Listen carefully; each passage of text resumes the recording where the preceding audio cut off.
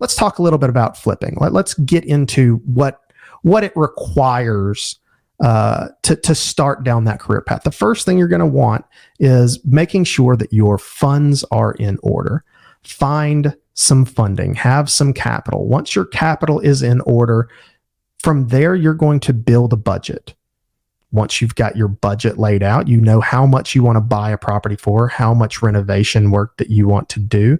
Then you can kind of pick and choose a market, find an area where those dollars, those sets of numbers and that budget is going to make you a profit.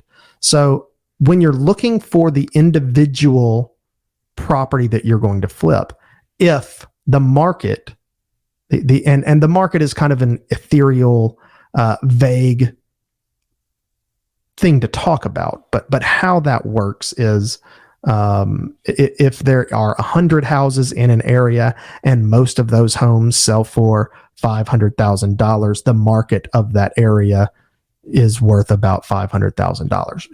In many cities in Georgia, in Alabama, in Kentucky, in Florida, markets aren't so cut and dry. So figuring out the research for what your area's market or where you're looking to flip a house, what that market looks like, it's going to require research.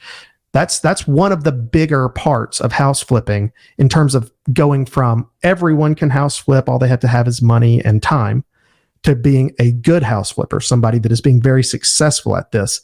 It hinges on your ability to research market conditions, market values, and following trends. It can get very dangerous. So if you're looking at an area where the market values of the average home is $500,000, what you're looking for is a property that you can buy hundreds of thousands of dollars below that.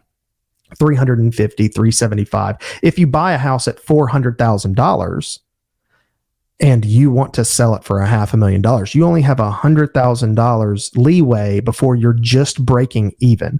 If you're trying to hit that magical $67,000 gross profit number, then you only have $33,000 to spend on renovation. I hope that makes sense. It's just pretty simple math.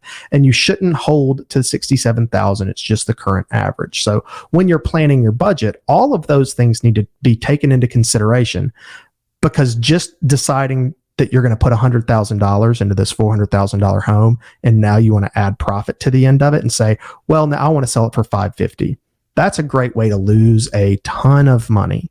Because if the market is only bearing $500,000, adding $50,000 onto it for profit is just going to sit there. You're going to start having carrying costs. You're going to be paying your mortgage. You're going to be paying taxes on it.